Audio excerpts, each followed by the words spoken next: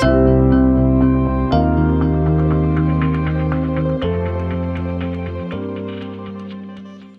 to Culture Scouts Live. We've got Carly, Mel, and Chris. How are you all? Good?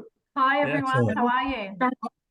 Going very, very well. Now, I've got a question today from Peter. Now, I'm not going to, as I normally do, I'm going to phrase the question because he's mentioned the company, so I don't want to mention the company name. But what he's fundamentally said, which I thought was quite interesting, that he works with a company that's a family-run business, and the older gentleman is still running the company. I think you mentioned that he was like 75, 80 or something like that. The son, then the grandson. So there's 3 generations of a family company. And what he's finding is the different generations and the challenges of each generation. I thought it was something we probably haven't really touched on. So let's have a bit of a crack at that. And I'll start off by saying the vocation I was in, playing AFL football, made an enormous change. Now, probably wasn't generational, but more the tradition of, yell, scream, all that sort of stuff. So my advice is, it's about desire, Carly, and I'll go to you first. If you want to change and you understand why you're changing, we would always say it's just about performance. Don't get that caught up in the generations. Having said that, it can be a bit of a problem, can't it? Yeah, but what you're saying about the AFL, it wasn't necessarily driven by the generational change, but it was driven by the requirements or the standards of society at that point in time. So that could almost be argued that that's generational as well, to some extent, in terms of what's acceptable, what's not acceptable, etc. But and you're right. And the new generation's coming in going, well, hang on. I use the analogy of a coach used to say to me, run through that brick wall. I'd just run through the brick wall. Then when I sort of got a few years into my coaching career without going into the gens, the answer would be, well, Ruzy, hang on, there's a door over there. What do you mean? Why am I running through that brick wall? Why don't I just go and open it? And I'm like, okay, you got a point there, sort of thing. So, it is generational. But I think, to me, it's got to come back to performance, Carly. Do we want to keep getting better?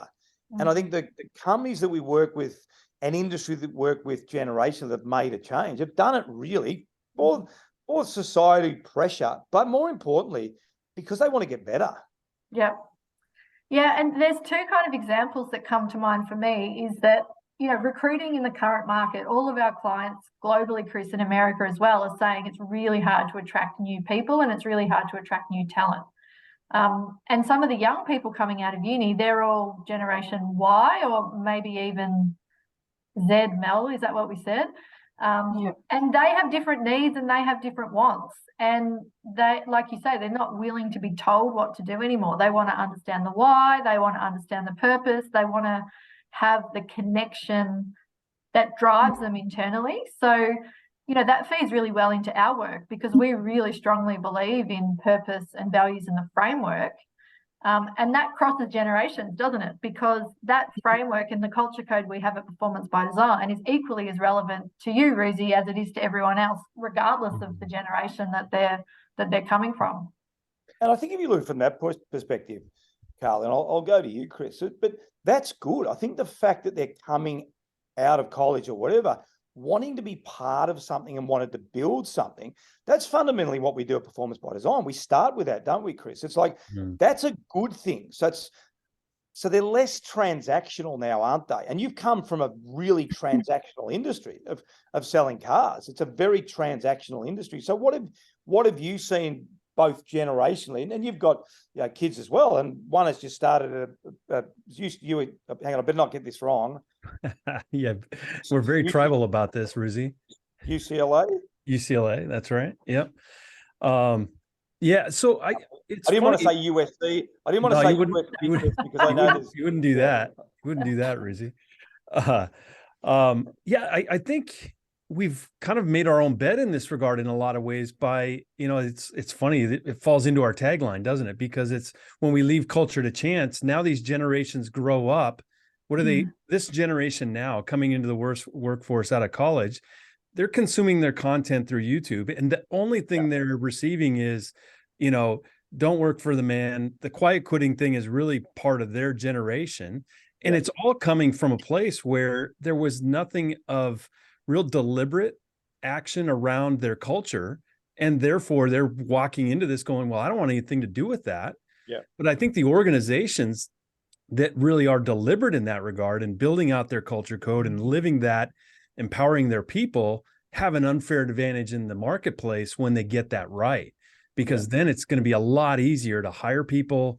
It's going to show up in Glassdoor reviews and everything else when people feel like they actually want to go to work, because I go to work because I get positive feedback and they're constantly pushing me to grow. So it's that dichotomy of, how do you want to be? Do you want to continue doing the top down thing, or is it time to start going from the bottom up? So I think on that, Mal, I reckon that's a good point, Mal, because on that, if we look at this, quiet resignation or whatever, or hard to get to, if you want to continue with that top down mentality, people aren't going to put up with it anymore. So No. there is a real need for that generational shift. So for that, that older gentleman who's just used to that system of, I tell, they go, I am going to have to change here, because if they don't, you're going to lose some really high quality staff, aren't you? Absolutely. And that is the truth of it, that there is a real role for individuals to see their teammates. So the days of going to work, doing your job and leaving are gone. So being part of a team actually means seeing yourself and seeing your teammates. And within that, irrespective of age, irrespective of culture, irrespective of education and background, it's important to understand, to see the person. And this sort of touches on what we do, Ruzi, in the insights profiling. So to understand the energies that people can bring to a team. So rather than seeing people and categorizing them, and the first thing I'll say is, get rid of the stereotypes, because everybody in a workplace has something to bring to it.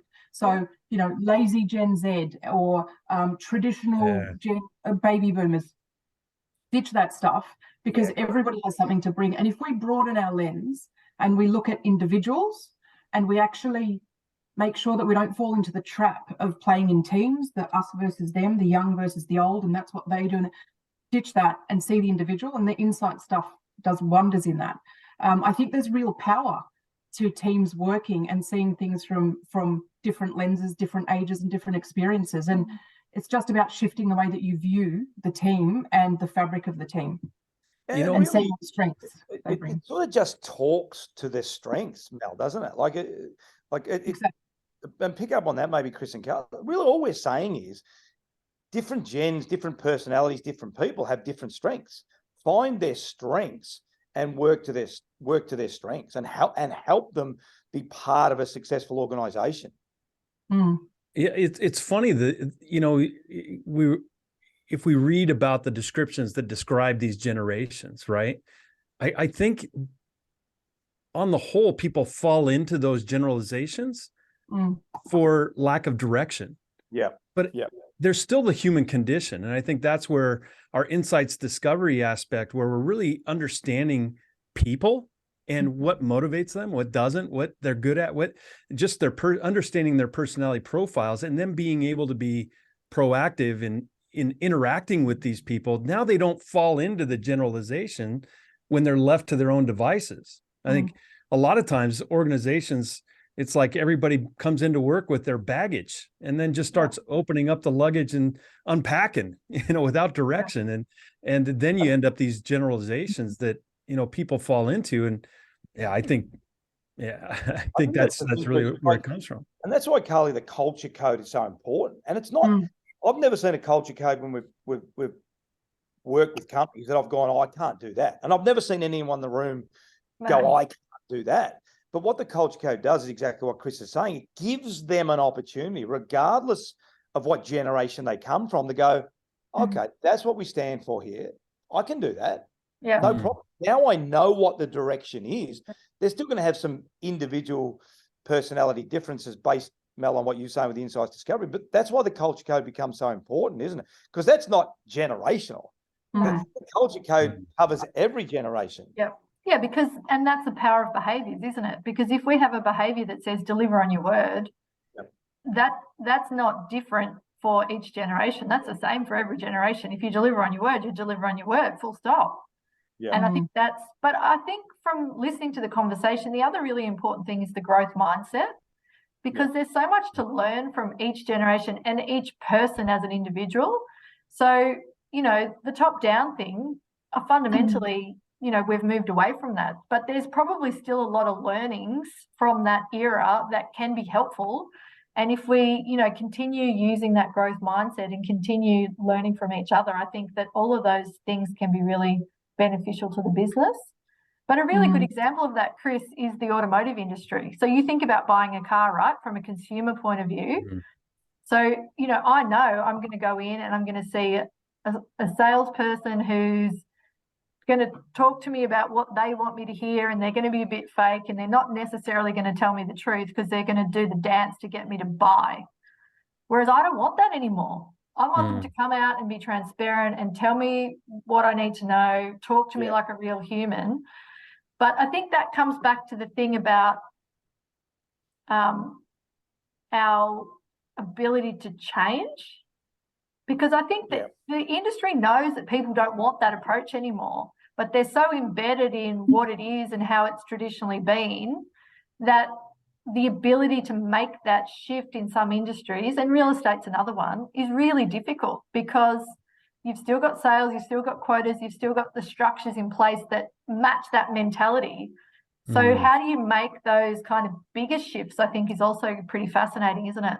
Yeah, it's interesting because we are, and I was kind of surprised coming over with PBD to see how automotive would adjust. And obviously it's a small sample size at this point, but I've been really impressed that there's as many that are really focused on changing that customer experience. And it's kind of one of those things, it's almost the old adage that, you know, if you take care of your people, they'll take care of your customers. So when you really look at it, it starts at home effectively. And that if we take care of our people, we have a lot better chance of taking care of our customers.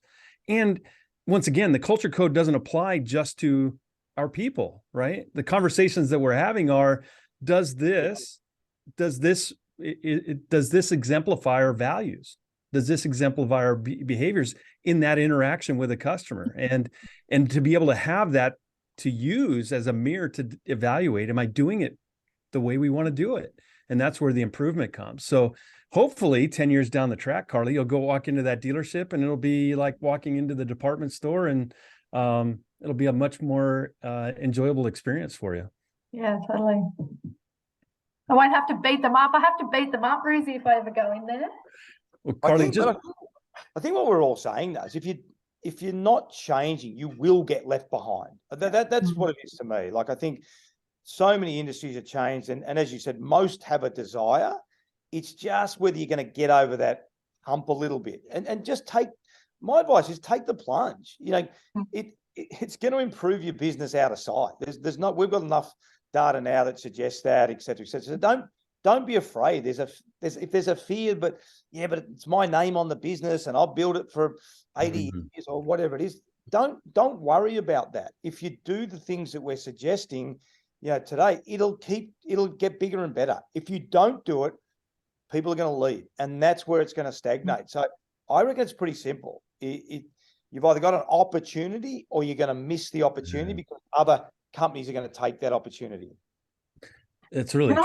Can I add where that came to life recently, just before Christmas, Rosie? We were talking to a business that was a grocer's business, a relatively large one. And it's exactly where you started the conversation. It was a generational business. So you had people, the owners, the founders, probably in their 70s, I'd say, talking to there were two generations. There was even grandchildren involved. The grandchildren and even the children were really keen to engage and shift the way that they'd been working. And there was such resistance from the older generation, simply because, and it's what Carly mentioned earlier, it's the growth mindset that's critical to changing and getting better.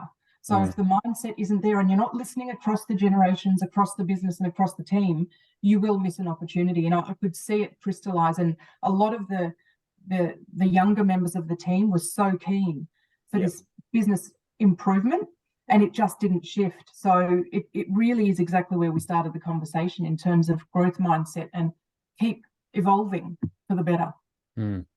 100%. No, great conversation, crew. Really, because we do encounter this a lot. So I think it was Peter, really good question from Peter. And you can sort of see how it can go either way. And I sense Peter is getting frustrated, maybe Mel, from your point, because he's not seeing the change at the top.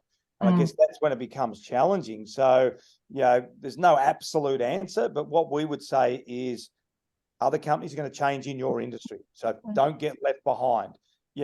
Embrace everyone. It doesn't matter what generation they are. Get your culture code in place. Get your foundation of your business and hold everyone accountable to it. And people will love coming into work. The other way, I'm not sure there's a really good ending to keep going down the path if you're going down the other path, Carly. Absolutely. All right, guys. Thank you very, very much. Thanks to Chris. Thanks, Carly. Thanks, Mel. And we'll see you all again next week on the Culture Couch Live.